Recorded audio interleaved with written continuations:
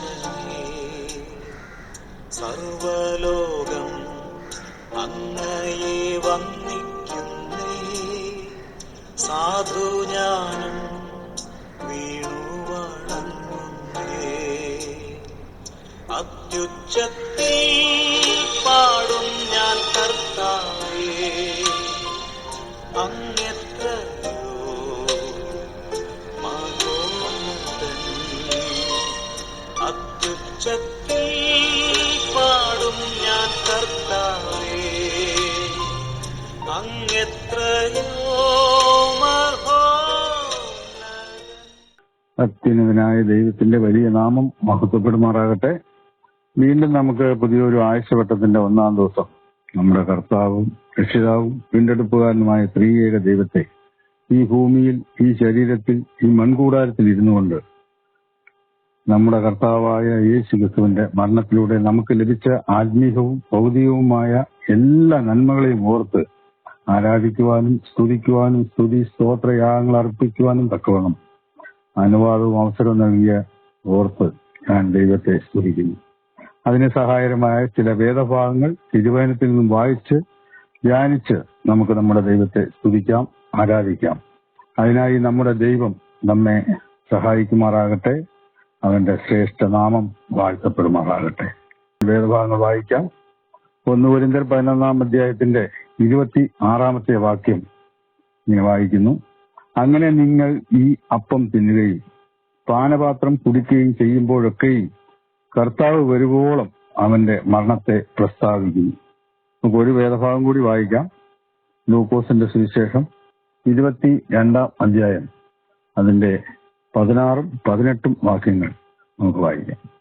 അത് ദൈവരാജ്യത്തിൽ നിവർത്തിയാകുവോളം ഞാൻ ഇനി അത് കഴിക്കുകയില്ല എന്ന് ഞാൻ നിങ്ങളോട് പറയുന്നു എന്ന് പറഞ്ഞു.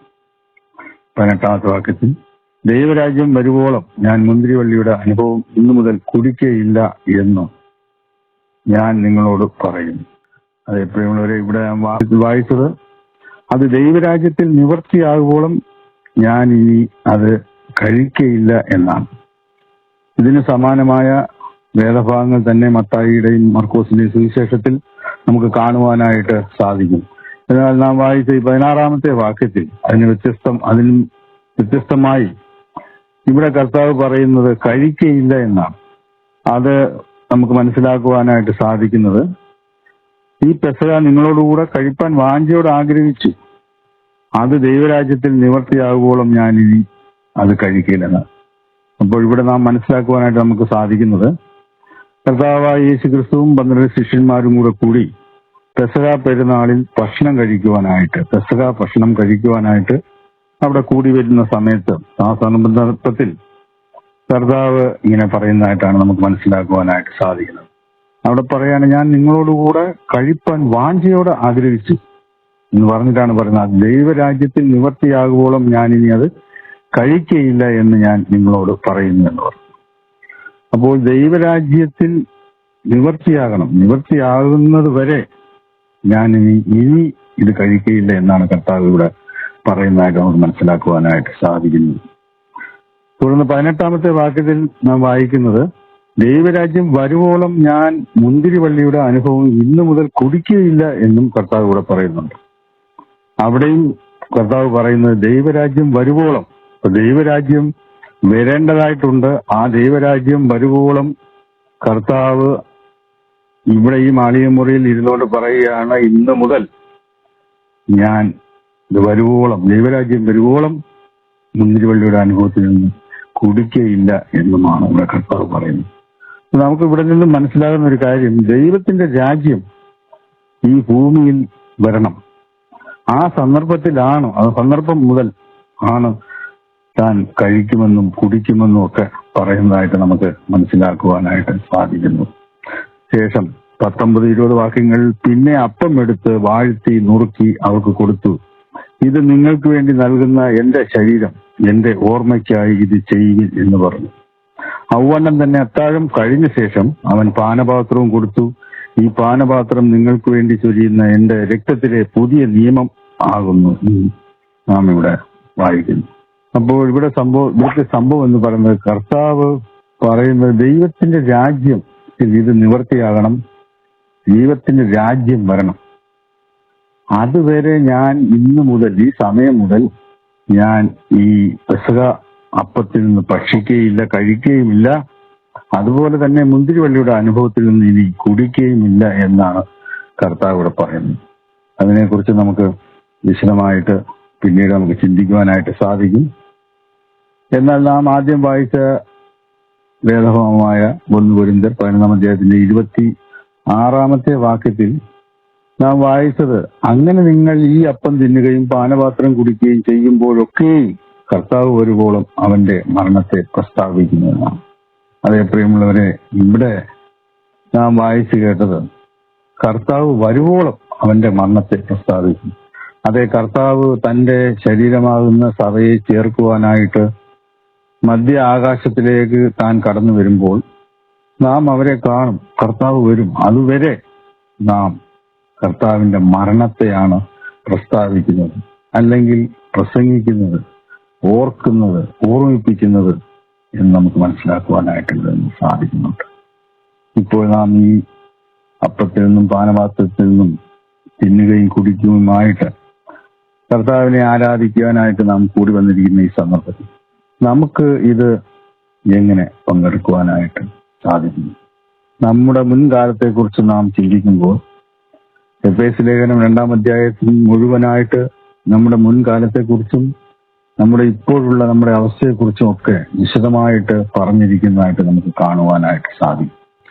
അവിടെ നിന്ന് ഒരു വാക്യം മാത്രം ഉദ്ധരിപ്പാനായിട്ട് ആഗ്രഹിക്കുകയാണ്. അകൃത്യങ്ങളാലും പാപങ്ങളാലും മരിച്ചവരായിരുന്ന നിങ്ങളെയും അവൻ ഉയർപ്പിച്ചു എന്നാണ്. അതേ പ്രിയമുള്ളവരെ, നമ്മുടെ അവസ്ഥ എന്ന് പറയുന്നത് അകൃത്യങ്ങളാലും പാപങ്ങളാലും മരിച്ചവരായിരുന്നു, ജീവനില്ലാത്ത അവസ്ഥയിൽ ആയിരുന്നു എന്ന് നമുക്ക് മനസ്സിലാക്കുവാനായിട്ട് സാധിക്കുന്നു. എന്നാൽ നമ്മെയും ഉയർപ്പിച്ച് ജീവനുള്ളവരാക്കി തീർത്തു എന്ന് നാം കാണുന്നുണ്ട്. ഇതിനെല്ലാം കാരണമായിട്ട് തീർന്നത് കർത്താവിന്റെ കാൽവരിയിലെ മരണമാണ്. അതാണ് നാം ഇന്ന് ചിന്തിക്കുവാനായിട്ട് ആഗ്രഹിക്കുന്നത്. നമ്മുടെ വിഷയം എന്ന് പറയുന്നത് കാൽവരിലെ ആ ക്രൂസിലെ നമ്മുടെ വാഴ്ത്തപ്പെട്ട കർത്താവിന്റെ മരണമാണ് നമ്മുടെ രക്ഷയ്ക്ക് കാരണമായിട്ട് തീർന്നത്. ഗെത്സമന മുതൽ കാൽവരിലെ ക്രൂസ് വരെ താൻ ചിന്തിയ രക്തമാണ് നമ്മുടെ വീണ്ടെടുപ്പിന്റെ വിലയായിട്ട് തീർന്നത്. ഇന്ന് നാം അനുഭവിക്കുന്ന എല്ലാ അനുഗ്രഹങ്ങൾക്കും കാരണമായത് ഈ കർത്താവിന്റെ മരണമാണ്. ഈ കർത്താവിന്റെ രക്തച്ചൊരിച്ചിലാണ് നമുക്ക് മനസ്സിലാക്കുവാനായിട്ട് സാധിക്കും. എന്നാൽ ഈ രക്ഷ നമുക്ക് ലഭിച്ചില്ലായിരുന്നുവെങ്കിൽ എന്തായിരുന്നു നമ്മുടെ അവസ്ഥ? ഒരു നാൾ നാം മരിക്കും, നമ്മെ അടക്കം ചെയ്യും. പിന്നെ അന്ത്യനാളുകളിൽ അന്ത്യന്യായവിധി വരും. കർത്താവ് വെള്ള സിംഹാസനത്തിൽ ഇരുന്നുകൊണ്ട് അത് വായിച്ച് കേൾപ്പിക്കും. അതിനുശേഷം ദൂതന്മാരിൽ ഒരാൾ കാലിലും ഒരാൾ കയ്യിലും തൂക്കിയെടുത്ത് വീശി അങ്ങനെ എറിയുകയാണ്. ചെന്ന് പതിക്കുന്നത് നിത്യമായ നരകാഗ്നിയിലേക്കാണ്. അവിടെ നിത്യകാലം നാം ദണ്ഡനം അനുഭവിക്കേണ്ടതായിട്ടുണ്ട്. ഇതായിരുന്നു നമ്മുടെ എല്ലാ അവസ്ഥ. ലാസറിനെ പോലെ 4 ദിവസം കഴിഞ്ഞ് നാറ്റം വെച്ച അവസ്ഥ. ആ നാറ്റം വെച്ച അവസ്ഥയിൽ കിടന്നിരുന്നവരായ നമ്മെ ഇന്ന് നമ്മുടെ കർത്താവായ യേശുക്രിസ്തുവിനോടുകൂടെ ഉയർപ്പിച്ച് യേശുക്രിസ്തുവിനോടുകൂടെ സ്വർഗത്തിൽ ഇരുത്തിയിരിക്കുകയാണ്. എവിടെയാണ് ഇരുത്തിയിരിക്കുന്നത്? സ്വർഗത്തിൽ, ഉയരത്തിൽ. എത്ര നാൾ ഇരുത്തിയിരിക്കുന്നു? യുഹായുഗങ്ങൾ, നിത്യകാലം. ഇതാണ് ഇപ്പോൾ നമുക്ക് ലഭിച്ച ഭാഗ്യാവസ്ഥ. ഈ അനുഗ്രഹങ്ങളെല്ലാം നമുക്ക് ലഭിക്കുവാൻ കാരണമായത് നമ്മുടെ കർത്താവിന്റെ ക്രൂസിലൂടെയാണ്, ക്രൂശിക്കപ്പെട്ടവനായ യേശുക്രിസ്തുവിലൂടെയാണ്. ഇത് നാം ഇപ്പോൾ ധ്യാനിക്കുമ്പോൾ എത്രയോ നന്ദിയുള്ളവരായി സ്തുതിയും സ്തോത്രവും പുകഴ്ചയും ആരാധനയും നമ്മുടെ കർത്താവിന് അർപ്പിക്കുവാൻ കടപ്പെട്ടവരാണ് എന്നുള്ള കാര്യം നാം ഓർക്കുക. അങ്ങനെ നാം നമ്മുടെ കർത്താവിന്റെ മരണത്തെ ഓർക്കുകയും പ്രസ്താവിക്കുകയും ചെയ്യാം. ഇതാണ് ദൈവം നമ്മിൽ നിന്നും പ്രതീക്ഷിക്കുന്നതും ആഗ്രഹിക്കുന്നതും. അത് ഇന്ന് നമുക്ക് ചെയ്യുവാനായിട്ട് ഇടയാകട്ടെ.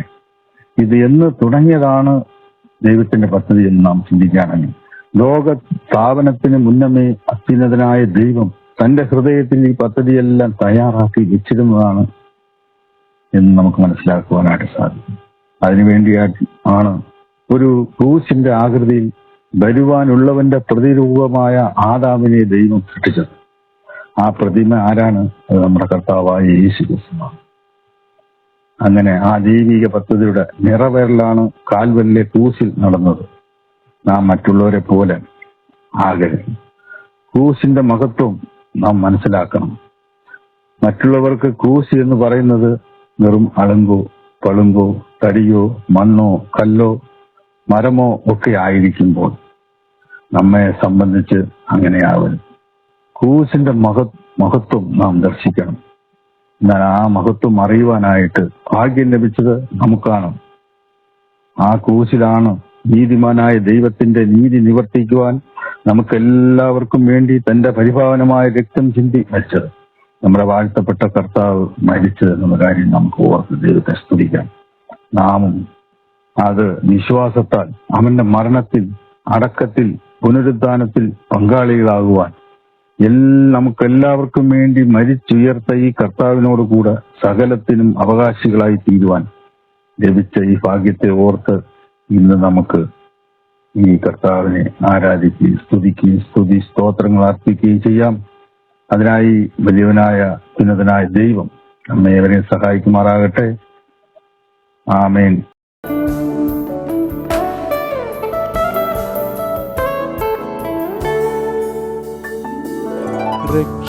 രക്ഷാദൈവത്തിൻ ദാനമല്ലേ ഇതൊന്നുമെൻ പ്രവൃത്തിയാലല്ല, കൃപയാൽ വിശ്വാസവും തന്നതല്ലേ എൻ പ്രവൃത്തികളും കാരണമല്ല. ജീവനും നിത്യമാം ജീവിതവും സ്വർഗവും സ്വർഗീയനുഗ്രഹവും നാഥാ നിൻ കൃപയിൻ ദാനങ്ങളല്ലേ ഇതൊന്നും ഞാൻ നേടിയതല്ല. നാഥാ നിൻ കൃപയിൻ ദാനങ്ങളല്ലേ ഇതൊന്നും ഞാൻ നേടിയതല്ല.